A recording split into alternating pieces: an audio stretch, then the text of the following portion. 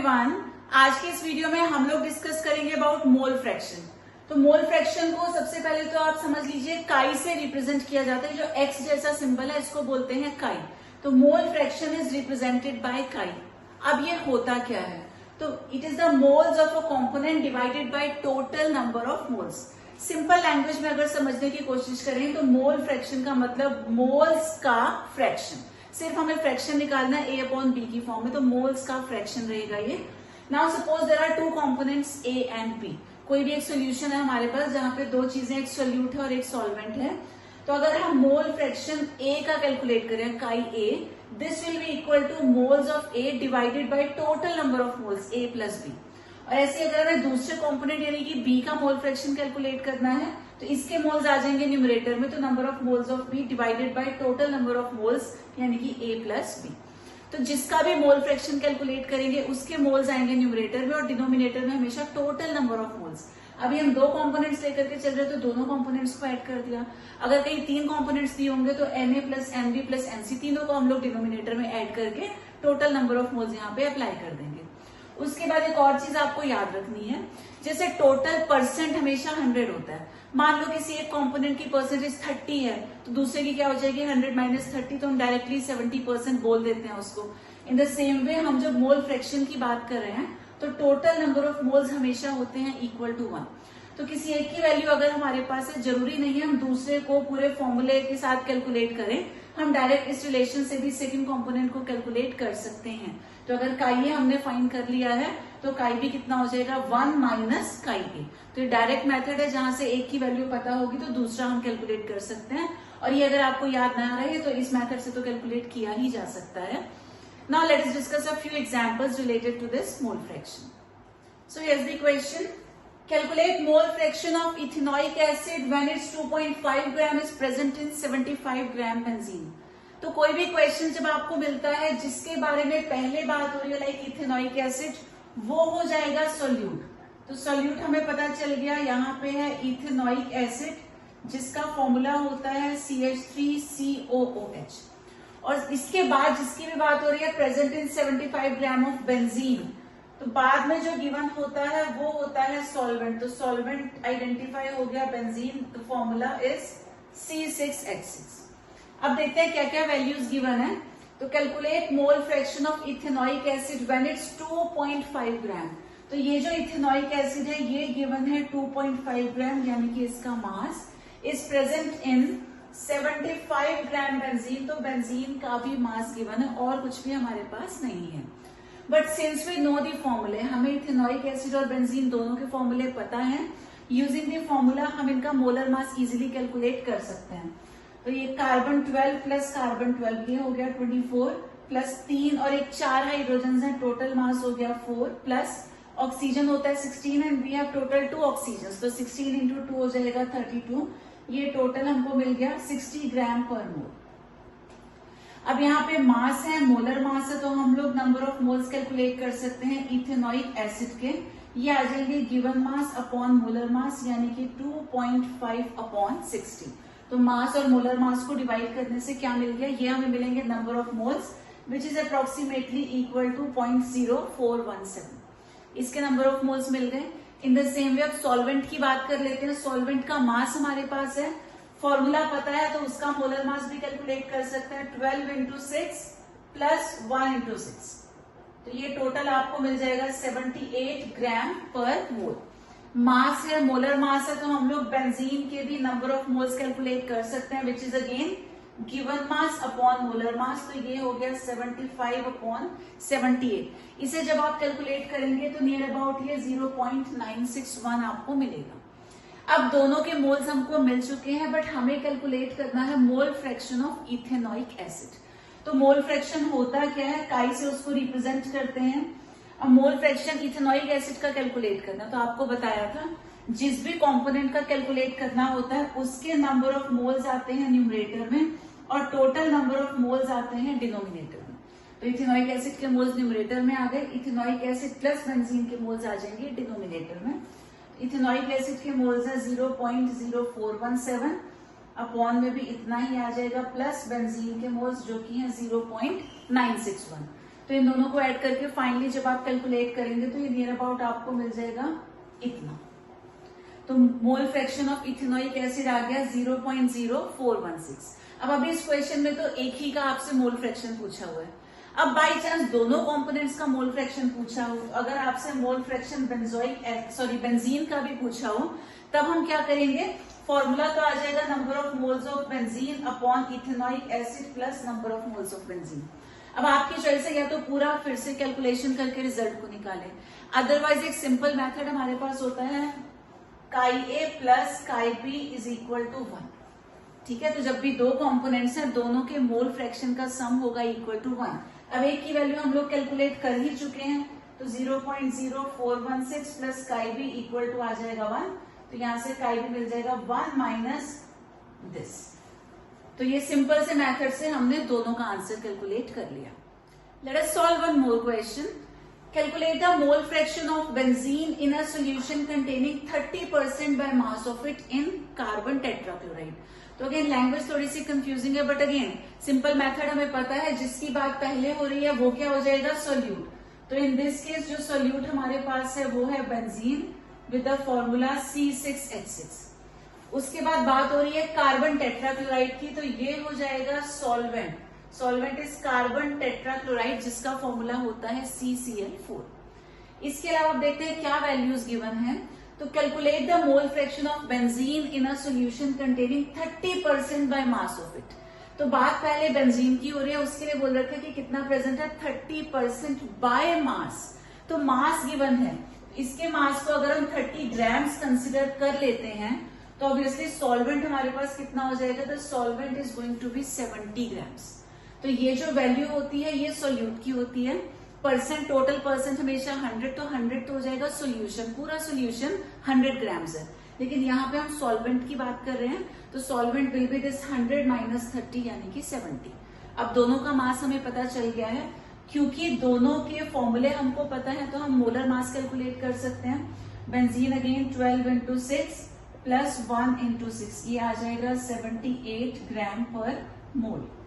ठीक, मास है, molar mass है, तो नंबर ऑफ मोल्स हम कैलकुलेट कर सकते हैं बेंजीन के, which will be given mass upon molar mass, यानी कि 30 अपॉन 78। इसे जब आप कैलकुलेट करेंगे तो ये नियर अबाउट आएगा 0.385। अब सॉल्वेंट की तरफ आते हैं, which is carbon tetrachloride CCl4। इसका मास हमें पता है, मोलर मास कैलकुलेट करते हैं 12 प्लस क्लोरीन होता है 35.5, लेकिन टोटल हमारे पास 4 क्लोरीन है तो इंटू हम लोग 4 कर देंगे। ये कैलकुलेट करके आ जाएगा 154 ग्राम पर मोल। फिर से मास है, मोलर मास है, तो नंबर ऑफ मोल्स कैलकुलेट कर लेते हैं CCl4 के, given mass upon molar mass यानी कि 70 अपॉन 154। ठीक है, दोनों वैल्यूज हमने प्लेस कर दी, ये नियर अबाउट आएगा 0.454। अब अगेन दोनों के मोल्स हमें पता चल चुके हैं, लेकिन कैलकुलेट क्या करना है, मोल फ्रैक्शन ऑफ बेंजीन। तो जब हम मोल फ्रैक्शन बेंजीन का कैलकुलेट करेंगे, मोल फ्रैक्शन क्या होता है, मोल्स का फ्रैक्शन, जिसका कैलकुलेट करना है इसके मोल्स न्यूमरेटर में और अपॉन में हमेशा आते हैं टोटल नंबर ऑफ मोल्स, यानी कि दोनों कंपोनेंट्स को हम ऐड कर देंगे। तो ये आ गया 0.385 अपॉन 0.385 प्लस 0.454। तो इसे जब हम कैलकुलेट करेंगे ये अराउंड आपको मिल जाएगा 0.459। तो this is the final answer. And one more important thing, ये जो मोल फ्रैक्शन है दिस इज यूनिटलेस, इसकी कोई यूनिट नहीं है क्योंकि मोल्स का फ्रैक्शन है, यहाँ भी मोल्स यहाँ भी मोल्स, तो कुछ नहीं आएगा रिजल्ट। ठीक है, this is always a unitless quantity. अब इतने इजी क्वेश्चन सॉल्व करके तो काम चलेगा नहीं, तो अब आते हैं एक थोड़ा सा different kind of question where you have to calculate molality, molarity and mole fraction. तो तीनों को एक ही क्वेश्चन में आपने कैलकुलेट करना है और कुछ कुछ यहाँ पे वैल्यूज दे रखी हैं। See I have told you already in the beginning कि जिस भी क्वेश्चन में आपको थोड़ी सी भी प्रॉब्लम लगे, देखो कई बार ऐसा होता है क्वेश्चन पढ़ के चीजें माइंड में एकदम क्लिक हो जाती है, समझ में आता है क्या किससे रिलेटेड है, बट हमेशा ऐसा नहीं होता। कई बार हम लोग कहीं ना कहीं कंफ्यूज हो जाते हैं, तो बेटर हमेशा क्या रहता है, अपने कंफ्यूजन को अवॉइड करें and switch to the easy method. उसके लिए आपको क्या करना है, 3 कॉलम्स बना लेने हैं, एक बनेगा सोल्यूट का, एक बनेगा सॉल्वेंट का और लास्ट हो जाएगा सोल्यूशन का। ऐसा काम करने से आपका जो एरर के चांसेस है वो बहुत ही मिनिमाइज हो जाते हैं। ठीक है, बहुत चांसेस होते हैं कि आप बिल्कुल एक्यूरेटली इसको सॉल्व कर पाते हैं। तो हमने 3 कॉलम्स बना लिए हैं। अब क्वेश्चन को रीड करते हैं। Calculate molarity and mole fraction of KI। तो जिसकी बात पहले हुई है वो क्या हो गया, सोल्यूट। तो सोल्यूट हमें पता चल गया KI। If the density of 20% mass by mass, तो यहां ध्यान से समझने वाली बात है, 20% क्या दे रखा है, मास बाय मास, 2 चीजों का मास है यहाँ पर। तो अगेन प्रीवियस क्वेश्चन की तरह 20 क्या हो जाएगा, मास ऑफ सोल्यूट। तो ये हमें पता चल गया 20 ग्राम्स है, और टोटल परसेंट हमेशा 100 होता है, तो सोल्यूशन का मास हो जाएगा 100 ग्राम्स। उसके बाद सॉल्वेंट कैसे हम कैलकुलेट कर सकते हैं, सोल्यूशन माइनस सोल्यूट, यानी कि 100 माइनस 20, तो इसका मास हमें पता चल गया 80 ग्राम्स। आगे बढ़ते हैं। तो if the density of aqueous KI, तो this is the most important thing you have to take into account. तो ये जो डेंसिटी गिवन है ये KI की गिवन नहीं है, ये एक्वस KI की गिवन है। एक्वस का मतलब KI को पानी में हमने डिसॉल्व कर दिया है। तो एक तो ये पता चला कि जो सॉल्वेंट है हमारे पास वो वाटर है, एक्वस का मतलब हो गया वाटर। अब दूसरा यहीं पे कंफ्यूजन होता है कि ये जो डेंसिटी है ये KI की है या पूरे सोल्यूशन की है, तो इस चीज को ध्यान से देखना पड़ता है। तो उन्होंने क्या बोला, डेंसिटी ऑफ एक्वस KI। तो एक्वस KI का मतलब हम KI का सोल्यूशन बना चुके हैं। तो ये जो डेंसिटी गिवन है ये पूरे सोल्यूशन की है, सिर्फ KI की हमारे पास नहीं है। तो ये चीज अगर आपने यहां लिख दी तो क्वेश्चन आपका रॉन्ग हो जाएगा। तो बस इसी चीज पे ध्यान देना होता है। तो अब इसको सॉल्व करना हम स्टार्ट करते हैं। सोल्यूट का मास हमें पता चल गया 20 ग्राम्स। क्योंकि फॉर्मूला पता है तो इसका मोलर मास हम कैलकुलेट कर सकते हैं। तो K होता है 39 और आयोडीन होता है 127, ये आपको मिल गया 166 ग्राम पर मोल।